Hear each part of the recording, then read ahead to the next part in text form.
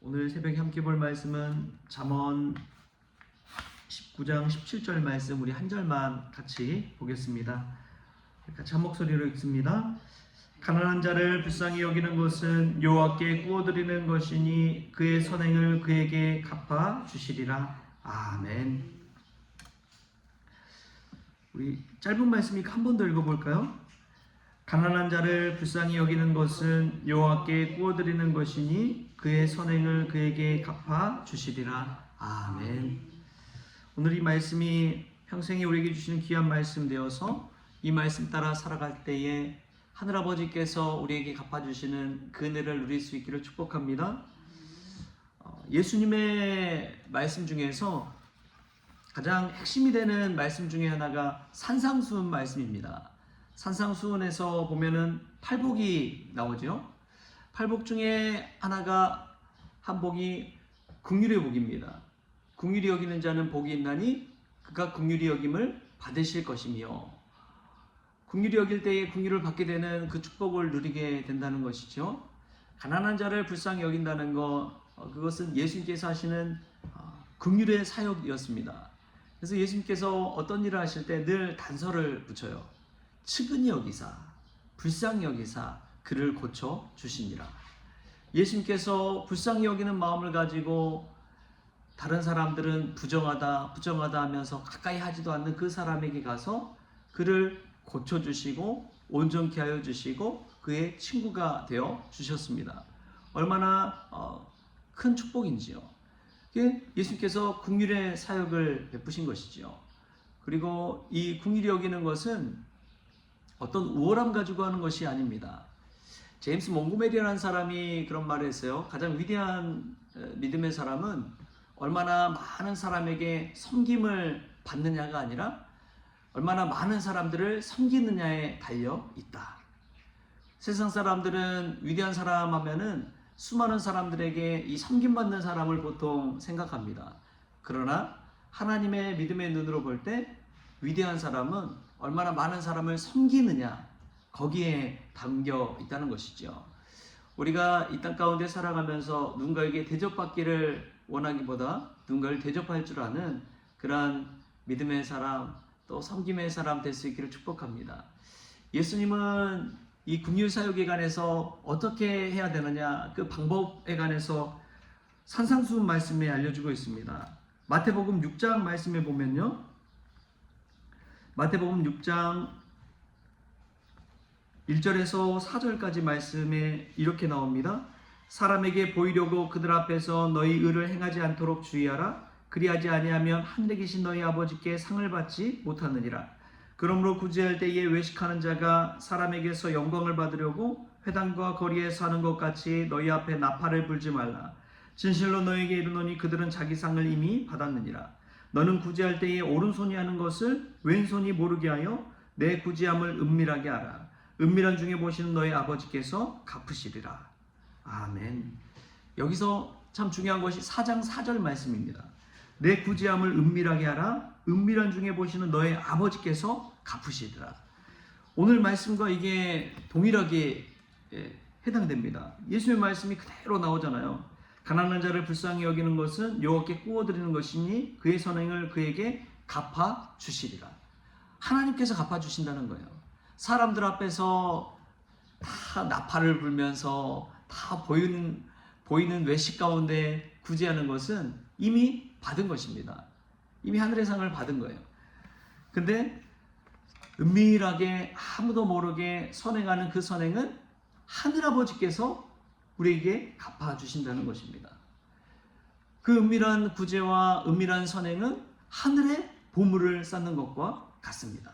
이 땅 가운데는 좀 부족할지라도 하늘에서는 부유하게 살아가는 것이죠. 마치 부자와 거지 나사로처럼.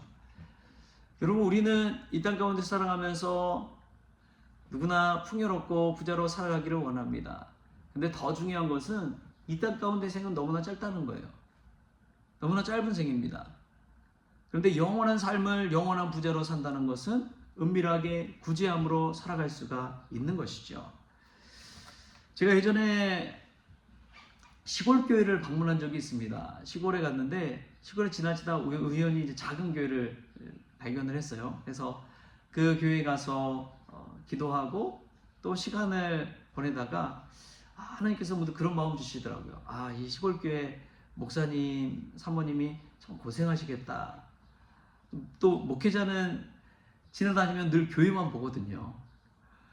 교회밖에 안 보여요. 여러분들이 어떤 직장을 가지고 있으면 그 직장 간판만 보듯이 목회자들도 마찬가지입니다. 그 교회가 작지만 좀 예뻐 보이더라고요. 그래서 들어가서 그렇게 기도하는 중에 목사님, 사모님을 위해 뭐라도 해야겠다 싶어서 식사비라도 좀 하시라고 강단에 메모를 남겨놓고 왔습니다. 누구라고 뭐 어디라고 뭐 적지도 않고 그냥 남겨놓고 왔어요. 그랬더니 얼마나 마음이 뿌듯한지요. 하나님께서 주시는 감동대로 순종하고 나왔더니 얼마나 감사한 마음이 들던지요. 여러분, 하나님께서 우리가 은밀한 중에 선행을 베푸면 하나님께서 갚아주실 줄 믿습니다. 우리 주님의 말씀이에요. 내 자신의 이름 석자를 내세우기보다 이것은 하나님께 받은 은혜, 하나님께 갚아드린다. 그런 마음가짐 가지고 할 때에 우리에게 은혜가 있고 기쁨이 넘치는 줄 믿습니다. 그래서 사도 바울이 로마서에 하는 말 있잖아요. 내가 유대인이나 헬라인이나 다 그들에게 빚진 자라고. 만나지도 않는 사람에게 어떻게 빚진 자가 됩니까? 어떻게 우리가 지금으로 말하면 북한 사람들에게, 중국 사람들에게 빚진 자라고 우리 스스로 고백할 수가 있습니까? 그들에게 뭐 받은 게 있습니까? 뭐 얻은 게 있습니까? 그럼에도 불구하고 빚진 자의 심정이라는 것은 하나님께 은혜 받은 것, 그것을 생각할 때, 그 은혜를 생각할 때에 나는 그 사람들에게조차도 빚진 자다 라는 고백을 하게 되는 것이죠. 그래서 빚을 갚기 위해서 더 열심으로 선행하고 열심으로 복음 전하고 열심으로 헌신하게 된다는 것입니다.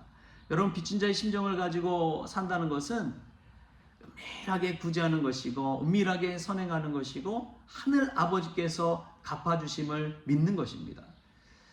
여러분, 하늘의 상이 얼마나 큰지요. 사실 크리스천들은 이 세상 사람들이 볼 때는 좀 불쌍한 사람들입니다. 좀 억울할 것 같은 사람들이에요.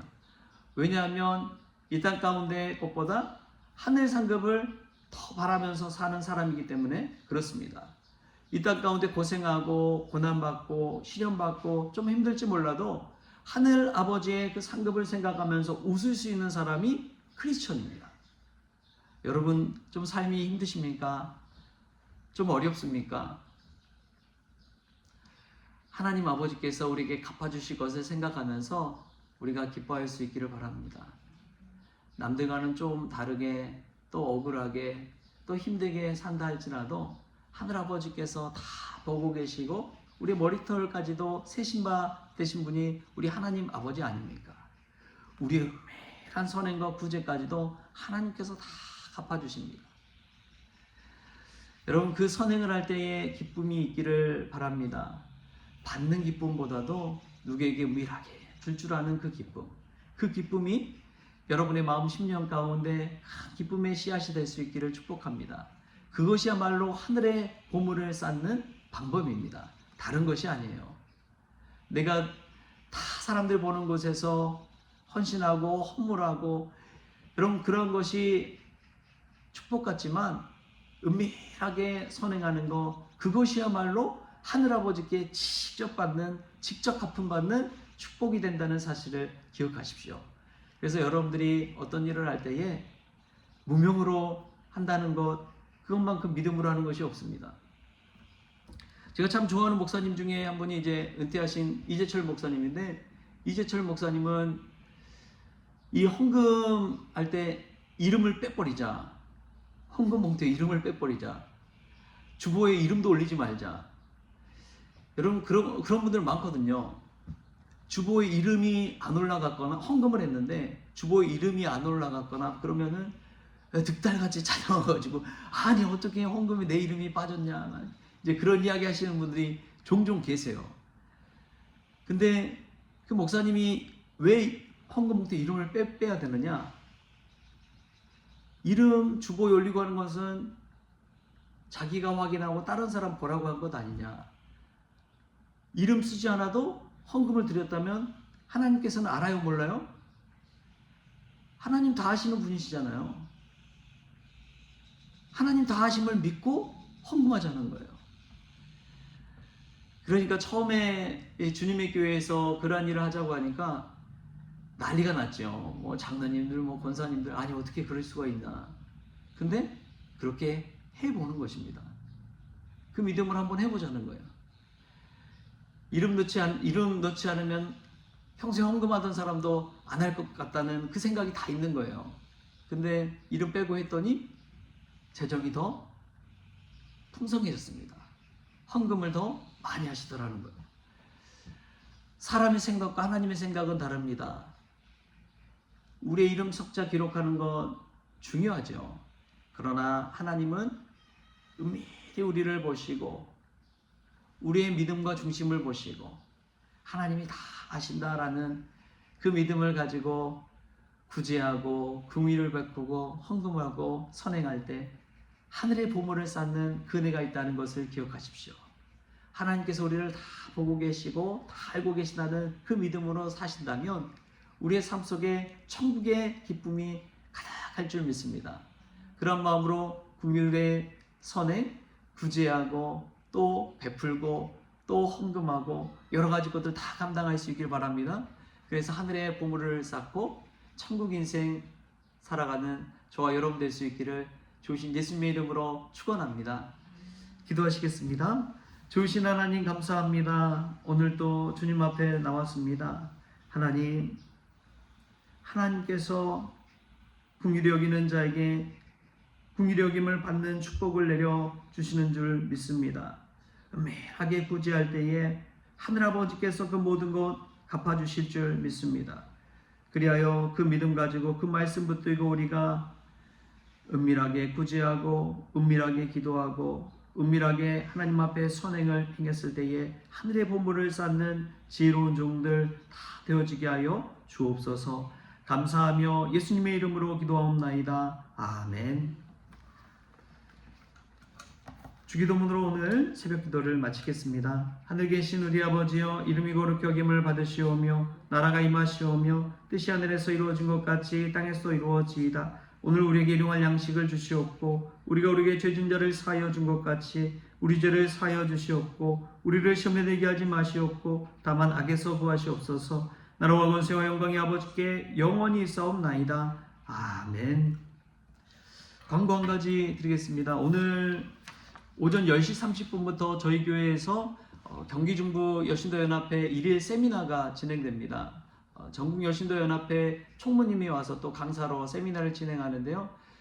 또 기도해 주시고 시간 되시면 같이 참여하셔서 은혜 받는 복된 시간 되기를 바랍니다.